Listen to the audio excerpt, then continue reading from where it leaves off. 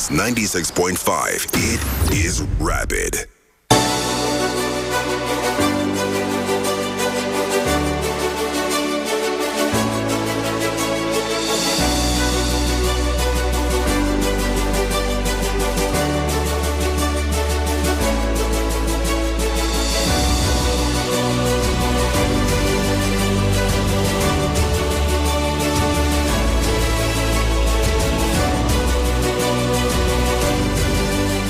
Good evening and welcome to the news at 7 on Rapid 96.5 FM, the sound of your city.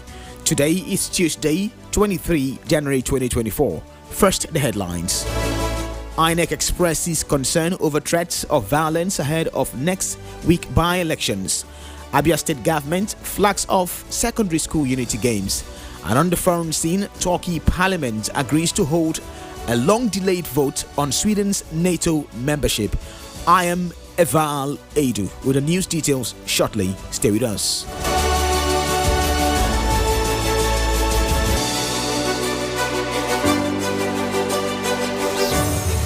Every day, every story.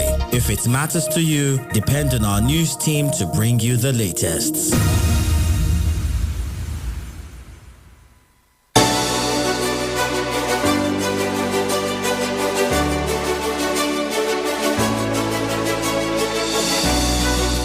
Welcome back. Now the news in detail. Independent National Electoral Commission has expressed concerns about the threats of violence by partisans ahead of the February 3rd by-elections and rerun. INEC Chairman Mahmoud Yakubu, who spoke at a meeting of the Interagency Consultative Committee on Election Security in Abuja, said from experience the conduct of isolated elections such as by-elections and rerun elections can be very challenging. Yakubu said in addition to the by-elections and rerun elections held next week, the Commission has also released the timetable and schedule of activities for the two off-cycle governorship elections in Edo State, scheduled for 21st September 2024 and Ondo State holding on the 16th of November 2024. Noting that election is a multi-stakeholder responsibility, the INEC boss said security agencies have the responsibility of securing the environment to enable INEC deploy personnel and materials, the protection of observers, the media, as well as the polling and coalition agents representing the political parties and candidates. Ondo State Governor Lucky Ayedatiwa has asked all contending forces within the All Progressive Congress in the state to come together to move the party and the state forward.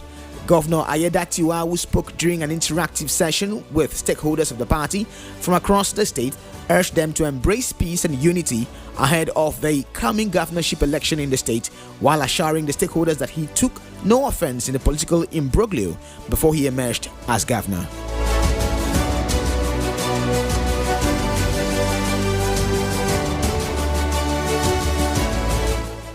Put behind all that has happened within the party the last few months. Let's all come together as one family, work together for the progress of our party. Knowing for sure that this is an election year for us, election office of the governor. The state APC chairman Ade Adetimeyi urged party leaders to put the past behind them for unity ahead of the governorship election. Ogun State House of Assembly has announced Oludasi Elemide as the new speaker shortly after the impeachment of Honorable Olakunle Taiwo Oluomo. The immediate speaker, Kunle Oluomo, had also been battling allegations ranging from financial fraud to poor leadership of the State Assembly. Speaking with journalists after the plenary, Elemide noted that 18 lawmakers signed and elected him as a new speaker, while calling on the people of the state to remain calm. And at least 18 out of 26 members have unanimously signed, supported, and picked me to be their new speaker. I am not their boss. I am only the one that will speak them to guide their interest, to protect their interest. That is what we just have done, or we have just done. We expect our people, we plead with our people to please remain calm. We have adjourned for a week. We are in custody of all the authorities of the... We will want to appreciate His Excellency. He noted that the lawmakers involved in the act take offenses with their action, promising to make the hard copy available to the public.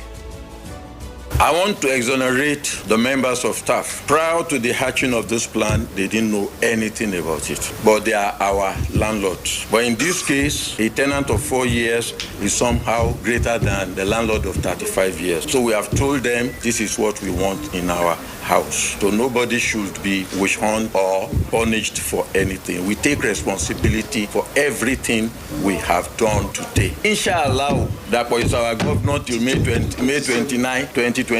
And we are not out to fight governor or to do anything. But we are here in the interest of the masses. An advocacy group, Lawyers for Reform Group, have called on President Bola Tinubu's administration to thoroughly investigate the activities of an alleged land grabber in Lagos State, identified as Orakat Abdullahi, who also uses the name Sahid Mosaduluwa, aka Ibile, for alleged criminal activities. Addressing journalists at the STS office in Abuja, Executive Project Director of the Lawyers Forum, Hassan Oladotu, called on all security agencies and the president to thoroughly investigate the activities of Ibile. Should not be taken for granted, and we need to take it with all utmost attention. And that is why we have only come to appeal to the President Bola Ahmed Tinubu to please instruct the DG of the SSS and the IGP to please ensure that not just only him, that his likes should be dealt with in this manner. We cannot but put this to bear before the whole world that this is a matter of injustice. We have come to the police. We want proper justice to be done and manifestly to be done. Oladotu alleged that Ibile engaged over 30 police orderlies to commit crimes in the state, including attempted murders. We believe in justice. If he has defense, let him come up and show his defense. But he cannot be harming people who are harmless and using police as his cover. He has over 30 police as his orderlies. We initially thought the IG has ordered for the dismantling of his orderlies, but yet he has even gone further to reinvigorate himself with orderlies to perpetrate all these victims that are here. So it's not that maybe we are pulling strings. We know his antics. We know what he can do. And that is the essence of why we are on behalf of these victims, innocent Nigerians, and every other one that are not here, that we have only come to cry to the government that enough is enough for land grabbers. Plateau State Governor Caleb Mutfwang has imposed a 24-hour curfew on the Mangu local government area of North Central Plateau State, Nigeria, following the deteriorating security situation within the area. In a press release signed by the spokesperson for the governor, Gyang Bere, he said the decision was taken after consultation with relevant security agencies, adding that the move is aimed at preventing a breakdown of law and order in the local government area. Bere directed residents to comply with the sit-at-home order, noting that only persons on essential duties are allowed to move within the local government area until further notice. The governor lamented that some people within the local government area the government lamented that some people are still determined to create an atmosphere of insecurity in the state, despite the government's effort to end the activities of terrorist elements, promising that the curfew will be reviewed as soon as the security situation improves in the locality. River State House of Assembly has amended the River State Traditional Rulers Law, which covers the derecognition or suspension of traditional rulers in the state. The lawmakers who sat at the Assembly's 93rd legislative sitting passed a bill to amend the River State Traditional Rulers Law No. 4 of 2015 after debating on the report of the House Committee on Chieftaincy and Community Affairs on the bill. The report on the bill was presented by the committee's chairman, Ofix Kabang, after which the Speaker, Martin Amewule, emphasized its importance on the traditional institution in the state. We recommend that the bill should be passed into law. In other words, all the amendments sought in the bill are hereby recommended by the committee. We believe that this River State Traditional Law No. 4 of 2015 will be strengthened if the House approves the bill. The Traditional Rulers Council should be happy with what we have done, because most of them sitting down there, their stools are not in this law. But what we have done now is to capture them in these amendments which we have just passed. And as soon as the governor gives his assent, they will be properly documented in this law in this bill that we just passed into law. Similarly, the House repealed the River State Advertisement and Use of State-Owned Property Prohibition Law No. 7 of 2022 following a debate on the report of the House Committee on Land, Survey and Urban Development. The report was presented by the chairman of the committee, Solomon Wami. The speaker remarked that the House decided to repeal the law so as not to financially overburden the people of the state and impede their access to state-owned facilities. Abia State government has flagged off the maiden edition of Dr. Alex Oti Secondary School Unity Games set to hold across the 17 local government areas. Governor Oti, who was represented by his deputy Ikechukwu Emetu at the event held at Umuahia Township Stadium, said the Unity Games is aimed to develop young athletes and sports people to become better and grow into successful and bigger athletes, while pledging the government's commitment in developing grassroots sport in Abia State.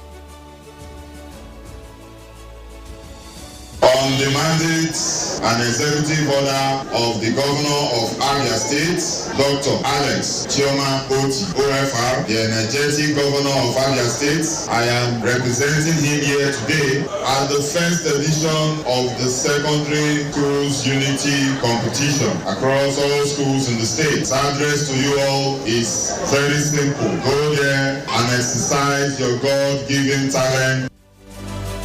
Speaking with journalists after the ceremony, the Commissioner for Sport, Nwabilo Ananaba, and the Deputy Chief of Staff, Chinedu Ekeke, added that the program is designed to identify talented young Abia sons and daughters. Facilitating us, giving us every support that we need, and in his manifesto he promised to bring sports back from grassroots, and this is it. The event today marked the beginning of catching them young from grassroots, primary school, secondary school, going forward, and Abia State has not seen nothing yet. So what we want to do is to comb through the communities, every community, in this to identify talented children, talented kids, and then bring them together and start grooming them, and start training them, and start raising them.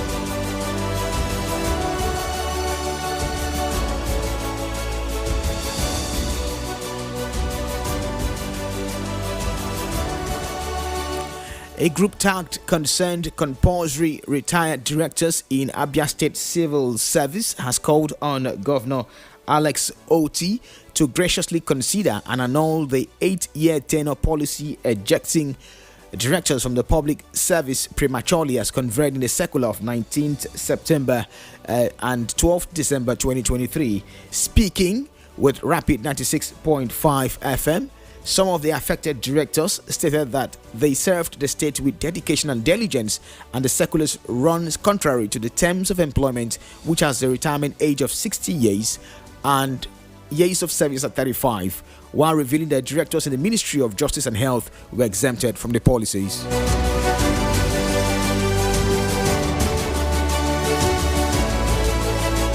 And now most of us are at the peak of the work when we use our experience to help the state, and we have not done any other thing apart from civil service job. And for them to compute a full package in terms of your pension, it must be 35 years. And with this thing now they are doing, they are going to compute either with 26 years, 25 years, 27 years as the scheme is, and your pension will drop. Computing your pension, they will compute with 29 years, whereas it's not your fault that you didn't serve up to that 35 years. So is it with your gratuity with 25? Well, if they've allowed you to serve 35 years, when they're computing your pension, it will be computed with 35 years, making the pension higher. That promotion of 2016 was released in 2018. That means you have lost 3 years, and then it's assumed that you have served there, 8 years.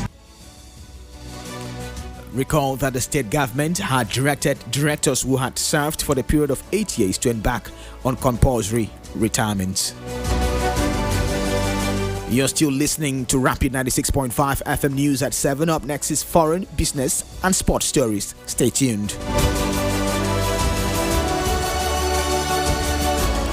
Now the rest of the news. Turkish legislators have started debating a long-delayed bill to approve Sweden's bid to join NATO in a step that could remove a major hurdle for the previously non-aligned Nordic countries' entry into the military alliance.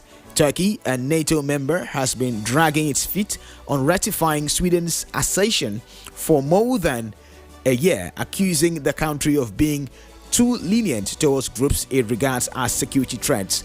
Last month, Parliament's Foreign Affairs Committee gave its consent to Sweden's bid in the first stage of the legislative process after Turkish President Recep Tayyip Erdogan sent its accession protocol to lawmakers for approval. Hungarian Prime Minister Viktor Orban also announced that he sent a letter to his Swedish counterpart Ulf Kristersson inviting him to Budapest to discuss Sweden's entry into NATO. NATO requires the unanimous approval of all existing members to expand, and Turkey and Hungary were the only countries that have been holding out, frustrating other NATO allies who had been pressing for Sweden and Finland's swift accession. And in business, Petroleum and Natural Gas Senior Staff Association of Nigeria has rejected the planned sale of Shell onshore assets, claiming the group being speculated to buy up the asset is unknown to it. In a press release signed by the Pegasun's General Secretary Lumumba Okugbawa, he alleged that one of the companies that made up the assemblage has a history of subjugating workers and subjecting them to untold hardship, as exemplified in the current management of OML 34. The Petroleum and Natural Gas Senior Staff Association of Nigeria attention has been brought to the press release announcing the intended sale of Shell Petroleum Development Company Limited onshore asset to the Renaissance Group. And in sports, Sunshine Stars have appointed Kennedy Boboye as their new head coach. Boboye takes over from Edith Agoye, who parted ways with their Korea-based club. At the moment, Sunshine Stars are currently 12th on the NPFL league table. Breaking news reaching our news desk stated that United States Secretary of State Antony Blinken has arrived at the Nnamdi Azikiwe International Airport, Abuja. Blinken will meet President Bola Tinubu at the presidential villa this evening.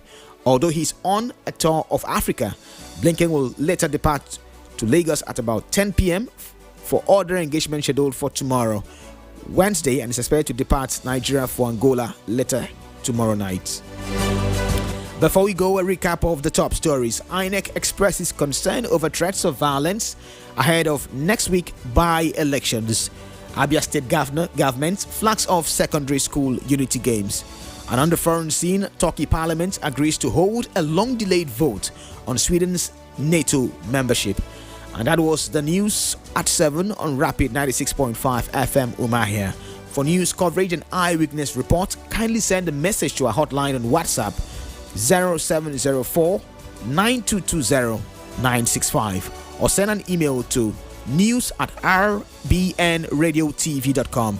This bulletin was packaged by Kingsley Owoka. My name is Eval Edu. Many thanks for listening. Good evening.